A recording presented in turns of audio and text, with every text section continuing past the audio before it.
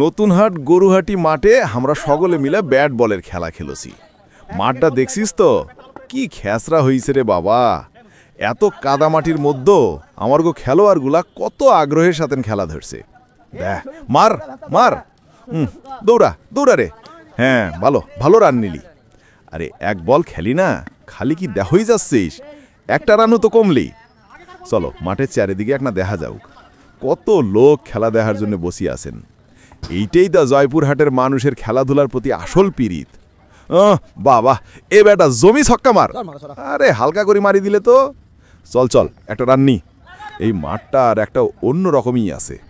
মেলা দিন ধরেই এই জায়গাত গরু ছাগলের হাট বসে, আবার কোনো সময় আমার গো পোলাপানগুলা খেলবার পায়।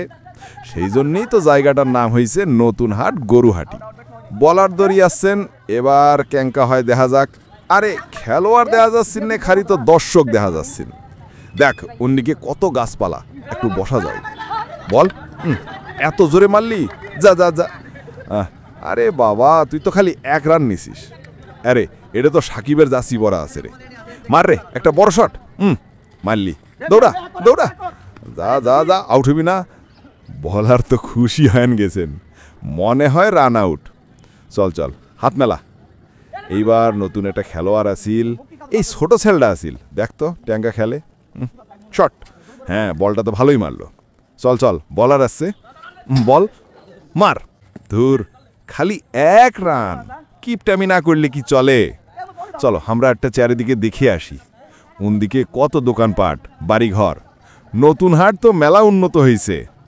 দিনের শেষ বেলায় সকলে মিল্কি খেলা দেখলে আর আমার গো জয়পুর হাটের মজাটা নিহাইল, কি দারুণ লাগছে। শেষ বল মার, মারলি, যা যা। আরে রান্নে, আরে কি সুন্দর চার। এইটাই তো আমার গো নতুন হাট। এইখানে আমার গো ছোটবেলার কত স্মৃতি। ভালো থাকিস জয়পুরহাট নতুনহাট গরুহাটি। খেলা শেষ, দেখ সকলে হাসতে হাসতে চলে যাচ্ছে, মজা হয়েছে।